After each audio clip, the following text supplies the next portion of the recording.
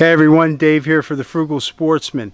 Today we're going to be doing part 2 of our video on building a Sportsman work and storage center.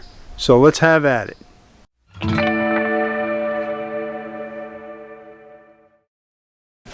Okay, we have a couple more steps we need to take in order to finish up the frames for our cabinet modules. And the next step we're going to do is we have to cut out an area at the very bottom where it goes up against the wall because I have baseboard there, and most rooms do. So what we have to do is we have to create a little notch so the cabinet can fit around that baseboard and flush up against the wall. I'm going to show you just how we do that. Now what I've done is I've taken all the side pieces for the modules and I've flipped them over so that the bad side, or the lesser side, is going to be hidden. Because when we cut this, we're going to be cutting with the circular saw. We want the edges on the good side, which is here. We want the blade to be coming up and not chipping this. You might get some chipping, and that's just going to be an aesthetic thing. So I flipped them over so the rougher side is up. And I've also turned them around so that this is the factory edge. That way when it sets on the floor, if my cuts were slightly off, you're not going to notice them because the floor should be square and plumb with the wall. So if I put my cut side down and if it was off just a little bit, when you get up 7 feet, it could be leading into or out of the wall a little bit. So we put the finish edges down on the floor. I have a little trick that I'm going to show you so that you can make these all the same. When you put these down, all the factory edges will be on the end here, and so this is what we're going to be our front on all our cabinets. So when you make this notch, you want to make this notch on this corner on every one of them, all the way down. And so we want them to be consistent. Now my baseboard is a colonial baseboard that is actually bigger than most baseboard. It's 5 1/4 high and it's a 1/2 inch thick. So I want to give myself a little play all the way around, and so I'm going 1/4 inch bigger so that it's not a tight fit and I don't have to worry about pressing it in there too much. So what I've done was I've taken a block of scrap plywood, and this plywood is 3/4 of an inch this way. Again, my baseboard's 1/2 inch, so that gives me my 1/4 inch, and I've cut this plywood to 5 1/2 inches. So that way it's going to give me my height that I need. And now all I have to do is just lay this plywood down. Now I want the thickness to be 3/4 inch. This rip might be a little less or a little more, so I have to make sure that the grain is up. Okay, now if you use a 3/4 inch board, you won't have that problem. Just make sure that it's tall enough that you don't confuse which side is which. So I know by keeping the grain up that this thickness is approximately 3/4 inch within a 30 seconds. So I just line it up on the edge this way, and I line it up on the edge this way, and then it's just a matter of drawing a line along this side and on the end. Now I have my cutout. All I have to do is bring it to the side, take the circular saw, and I cut up till I touch that line, and then I take the jigsaw or a finer saw and I just cut that and finish this cut here, and we'll have our notch. Let me show you how I do that. Now when you make this cut, make sure you remember to stay on this side of the line. We don't want to go on the other side because then it's going to be bigger than the 3/4 inches we want. So I just use the circular saw here.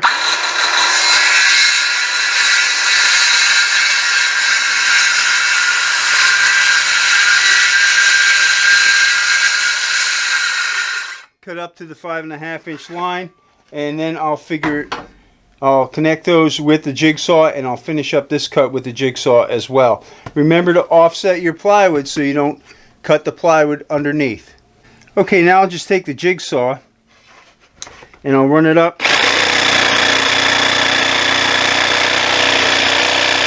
to that line, and then I'll turn it, come in the other way.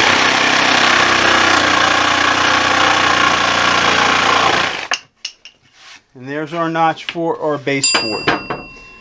Now I just have to do that 6 more times. One thing you might want to take note of, and that is if this is cutout that I'm doing is square, and you're really not going to notice it very much. But if you did want to have it exact and follow the contour of the baseboard, you could do that too as well by setting a piece of baseboard, cutting it maybe 1 inch and setting it on top and tracing it and just cutting on the outside of that line, and that'll give you good finish. The other thing to realize is that if you're going to be setting this on carpet, then the height of your baseboard should be more than a 1/4 inch clearance, because the carpet will sag underneath the weight of the cabinet, and so you might actually want to go like 3/4 of an inch or so to make that cut, so that when it sinks into the carpet you'll still have the clearance you need. What I want to do is I want to show you a very simple tool that's going to make your life a whole lot easier in putting these together. I know some of you may be beginners when it comes to building things, and so we want to make this as simple as possible. And even if you're advanced, you're going to find this to be a really easy and safe method to putting things together that's going to allow you to assemble, disassemble, and if you make a mistake, it's not a big deal to be able to move a cabinet shelf up or down. So let me start off by showing you what this jig is for and how it works. This is a pocket jig, pocket hole jig, and what it is it's made by Kreg. You can buy other ones. Harbor Freight has some, and I think there's some others online. But it has a slot in the back, okay, and then it also has a sleeve that's a steel sleeve that a drill goes in. Now let me show you the drill. This is the drill bit that's used, and if you notice, it's tapered. It has like a step here, and this is what drills the hole for the screw, and then this continues to drill the pocket. And when you put it into the pocket sleeve like this, let me show you how it works on the bottom. And when you drill, it comes out, and there's a stop collar on here that only allows it to go down so far, see? And so what happens is it drills a nice pocket right in the wood, and it doesn't matter whether it's plywood or, you know, grained wood. It works for either. It works for hardwood. It works for softwood. And then all you do is you pull it out, and then you can put your 2 pieces together and assemble them. Now these are made to automatically fit 3/4 plywood or 3/4 inch boards, and so all you have to do is you have to just clamp it to the edge of the board like this. Just take it and make it flush with the end you want to, and put a clamp on it, and then just make sure it's square, and then drill your hole. That will leave you with a series of holes that look like this, and then it's just a matter of putting your screw into the hole and connecting it to the other wood that's going to be here. Let me show you how this works. Now I have the smaller pocket jig, and that one you can buy for around $20, but I also have a more advanced one because I use this system a lot, and I did use it a lot. And so what I've done is I have one that actually has a built-in clamp, saves time, and that's the one we're going to use on our build project. But you can just as readily use the smaller clamp and just take your time and clamp it on and drill out your holes and assemble. So I'm going to put together a piece of wood right now just to show you how this goes. Okay, this is the jig that I have. Like I said, it's a much bigger jig, and this side is used for setting the depth of your drill, and then there's a clamp on the back that moves in and out that clamps the wood for me. So let me get started. The depth's already been set to 3/4 inch, and so let's show you how this works, and then how easy it is to put these pieces of wood together. So the first thing you're going to want to do is just go ahead and mark your wood. I'm going to be joining these on end this way, and so I like to stay in about an inch from the end. I'll just put a mark there, and an inch from the other end, and one in the middle. This board's about 5.5, so we'll go 2 3/4. Okay, so I'm going to put three pocket screws right here. 1, 2, 3. And all I have to do is put this in the jig, and there's lines on top. And of course you have a straight line down the middle here for the smaller jig. You can just line that up with the center of your mark. Okay, you might want to put the marks on this side so that it's easier when you put the jig on top to just line it up. And then just give it a clamp. So I'm going to put this in here, and I've already got these lined up, so I'm just going to bring them down this way, and I just clamp them in like that. Grab my drill.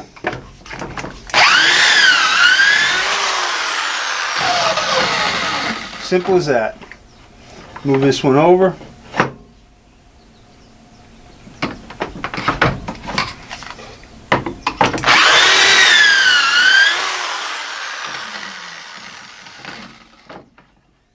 Guys, remember, you should be wearing, for your own safety, make sure you're wearing some kind of eye protection or personal safety, and make sure you understand and are comfortable with using your power tools before you use them. Just knock out some of the sawdust, and there you go. There are your pocket holes. Now let me show you how they assemble. One of the things you'll need to buy is one of these square drive bits, and some of these you can buy longer ones. I prefer the longer ones like this, and they come in a pack of 2. They're pretty cheap, like $4. They're number 2 square drive. Okay, Kreg makes them, and they're perfect for driving in the pocket screws. The other screws you're going to want to get are 1.25 inch, and you want the coarse thread for soft or plywood on these. Okay, it'll work the best, it'll hold the best for you. And if you notice, they're flathead on one side with square drive on the other, and they've got very aggressive threads. So let's open up a pack of these and let's join this wood. So all I'm doing is I want to put this board right in the middle here. Say I've drawn a line. This is just for demonstration purposes. Just place the screw on the end of the bit like this, and line up your boards, stick it in the hole. There you go.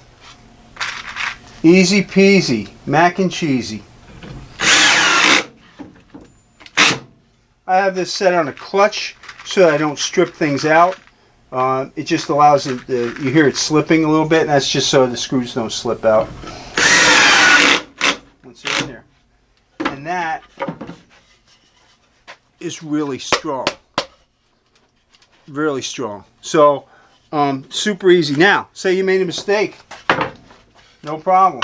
You want that cabinet board down farther.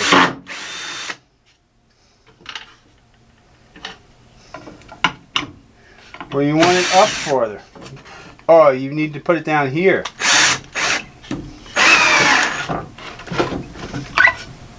There you go. Simple, fast. In the past, what we do is cut grooves in the plywood and then glue them in and fasten from other ways. Really strong method. Not going anywhere. And this is how we're going to attach our shelves across from each other, and also how we're going to attach our back supports, as well as some of the other features of our cabinet modules. So with that, let's do the layout and let's start putting these things together. The first thing I'm going to start out with is our back supports and mounting bracket. This is going to give strength to our cabinet, as well as give us access to being able to mount our cabinet solidly to the wall to make sure it doesn't shift or pull away. And so these are 6 inches. They're left over from the scrap that we cut off the 7-footers. Remember, we were left with 7-footers, and now these are the scrap that's left over. They were 12 inches. I ripped them in half, like I told you I was going to do.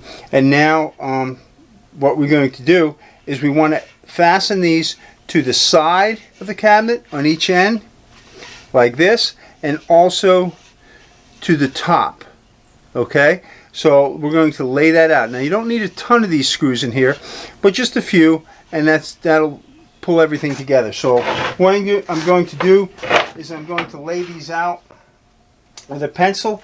Now this, you're not even going to see these screws once we have this together, so it really isn't that critical that you lay them out perfectly. All right, so what I'm going to do is I'm just going to put a mark up here, and I'm making it up high, so because my jig is high, and so I'm going to put let's see, 3 in each end,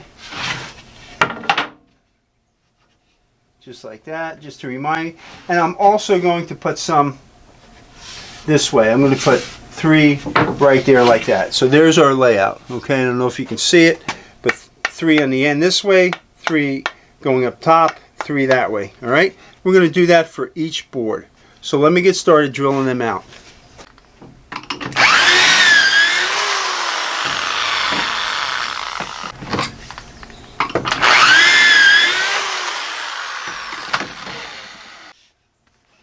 There you go, all drilled out. Didn't take long, did it? And that's going to really give us a lot of speed when we assemble things together. Okay, so I just got a bunch more of these to do, then we'll jump on to the next step, which is doing the shelves. Okay, now that we've finished up our mounting brackets, drilling all our holes, we're going to start drilling holes in our shelving and getting those ready for mounting. Now, a couple of things you might want to keep in mind when you're putting these together, and that is make sure that you put the holes on the right side. Remember, we had, mine at least have 22.5 inches wide. That I want to put them on those sides, not the 23 and 3/4 side. So we want to make sure, otherwise they're not going to fit in your cabinet and you're going to have holes. So the other thing to keep in mind is when you're putting the holes in, some of the shelves are going to be up high, some are going to be down low. Like for instance, the very top shelf sits inside the cabinet, so those holes will actually be on the very top of the cabinet. You won't see them; they'll be above your eye level. Unless you get up on a ladder, you're not going to see them. But any shelf that's above eye level, I would recommend you put the at or above eye level. I recommend you put the pocket holes on top. Okay, you're not going to really see them again unless you get up on a ladder, but if you're down low, you'll see them. So if the shelves are below eye level, I would put the holes underneath. That way you'll only see them like if you're sitting in a chair and stuff, and for the most part you probably won't see them much at all, because you're going to have totes in there, and that's going to distract the eye. But if you're really concerned about seeing holes, you can buy wood inserts made by Kreg that fit right in the hole. You glue them in, you sand them down flush, and you never see the holes, period. So that's an option for you if you want to go that route. I want to leave my holes exposed in case I want to adjust my shelves later, or I want to disassemble the cabinet for moving into another room. Okay, let's do the layout for one of the shelves. Now, remember I told you that these shelves have different widths. So this is the 22.5. So the 22.5 runs this way. This is the 23 3/4. Okay, so this is going to be the front of the cabinet, and this is going to be the back, and this is the side, and this is the side, and that's where we want to put our pocket holes. Now, remember what I told you about above eye level and below eye level. So regardless of whether you're going to do that, you keep the holes on the side of the wood that's not as good. Now this is has a nice grain to it on this side. This side has some knots. So this is the side we're going to put our holes on. Okay, and again, let's double check. This should be the 22.5. And it is, so we know that's a side and that's a side. Alright, now we're going to go along, and I like to lay these out by starting in the middle and working out. So we know this is almost 24 inches, so let's just round it to 12. We'll put a mark there at 12, and then I like to come in, say 2 inches from the end on big shelves. So we're going 2 inches from the end, and then you can just figure out the middle here. It's about 10 inches left, so we go 5, and every 5 inches should be plenty for that. All right, and so we have them. There's going to be our holes, and we're going to do it on this side and this side, and we have to do that for as many shelves as we want, and our several top pieces. Okay, so let's get started on that.